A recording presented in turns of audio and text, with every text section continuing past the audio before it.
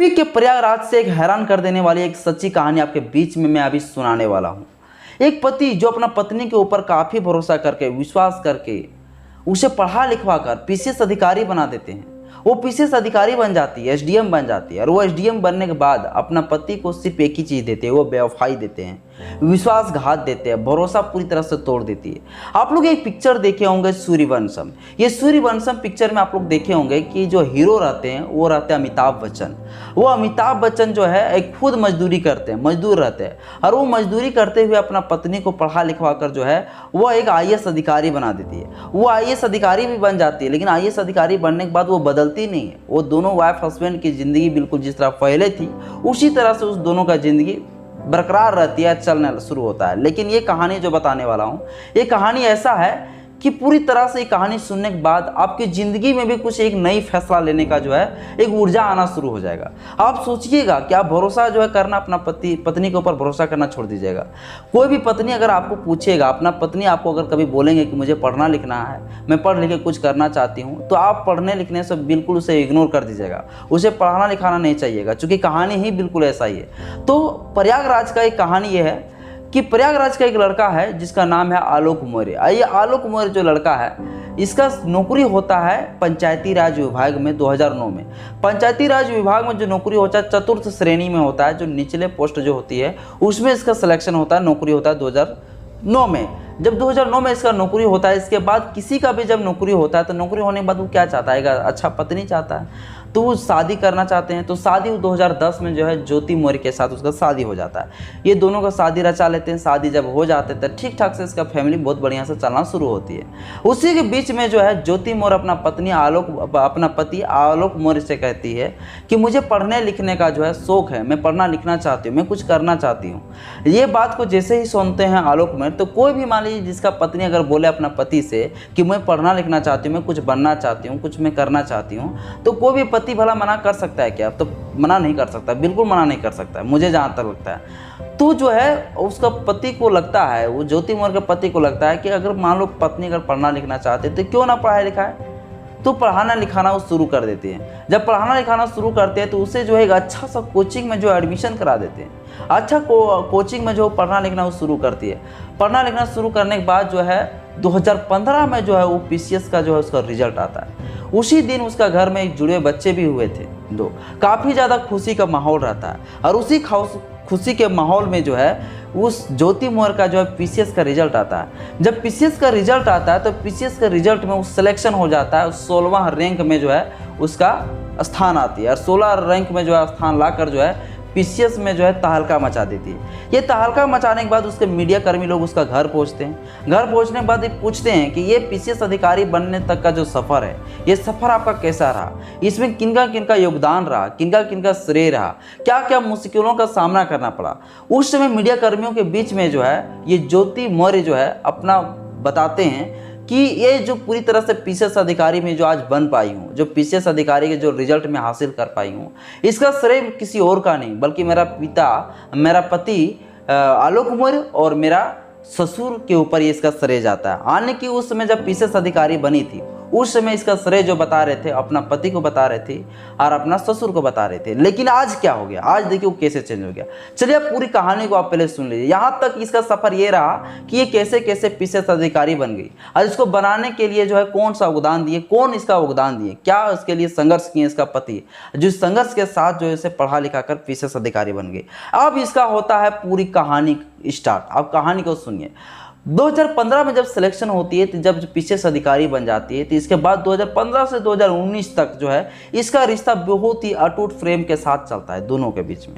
2019 में जो है आलोक मौर्य का पिता का जो है रिटायरमेंट होता है। आलोक मौर्य के पिता का जब रिटायरमेंट होता है तो उससे मिले हुए जो पैसा रहते हैं उस पैसा से जो है उन्होंने अपना एक घर खरीदते हैं, और उस घर खरीदने के बाद जो है दोनों वाइफ हस्बैंड आलोक मौर्य और ज्योति मौर्य दोनों साथ में रहना शुरू करते हैं।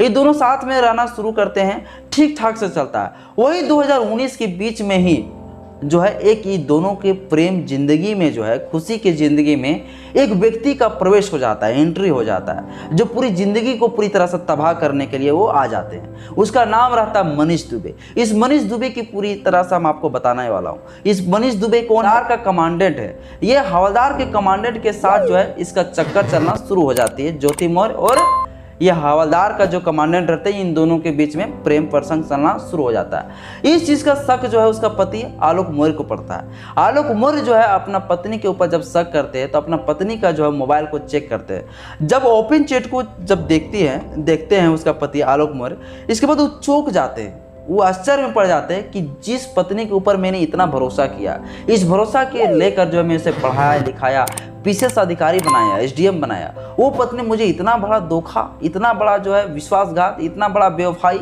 कैसे कर सकती है। जैसे ही देखते हैं वो ओपन चैट में, तो ओपन चैट में देखते हैं कि मनीष दुबे और ये इसके बीच में जो है ज्योति मौर्य के बीच में जो चैट हुए रहते हैं, आलोक मौर्य का पत्नी के बीच और जो मनीष दुबे है उसके बीच में जो चैट हुए रहते हैं वो बिल्कुल प्रेम प्रसंग का चैट हुआ रहता है। ये चीज़ को देख कर चौंकते हैं। इसके बाद अपना पत्नी से जो है वो बातचीत करना शुरू करते हैं। वो बोलते हैं कि मैंने तुझे कितना भरोसा के साथ, कितना विश्वास के साथ मैंने तुझे पढ़ाया लिखाया, अब तुमको पीसीएस अधिकारी बना दिया, लेकिन तूने मुझे उसके बदले में क्या दिया? उसके बदले में मुझे तुम सिर्फ विश्वासघात दे रही हो, बेवफाई मेरे को दे रही हो। ये बात को सुनने के बाद उसको कोई अफसोस नहीं होता है।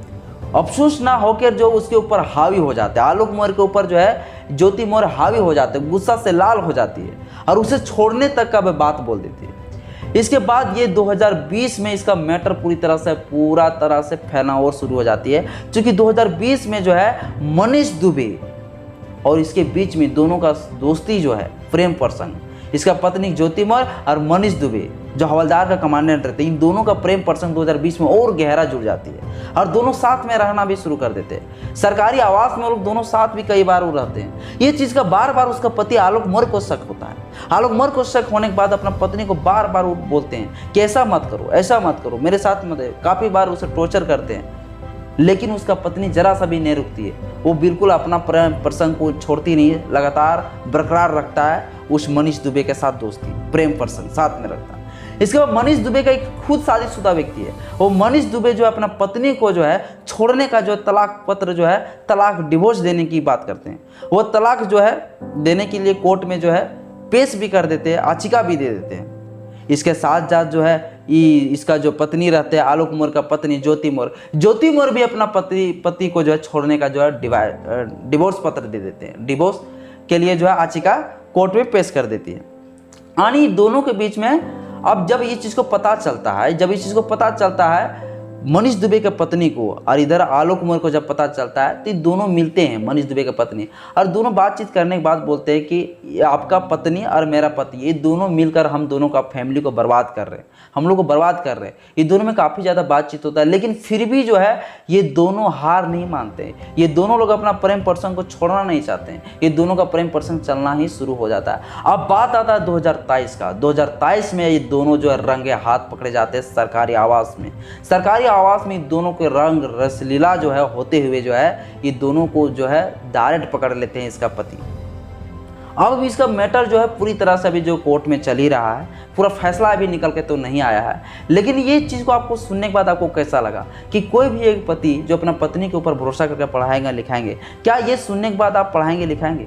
नहीं पढ़ाएंगे लिखाएंगे, क्योंकि आप भी ये सोचिएगा कि मैं भी पढ़ा लिखा दूंगा, वो बन जाएगी कोच, कल रख के मुझे धोखा दे देंगे, कल मुझे छोड़ देंगे। कुछ दिन पहले भी एक सामने बहुत बड़ा एक मामला सामने निकल के आए हुए थे।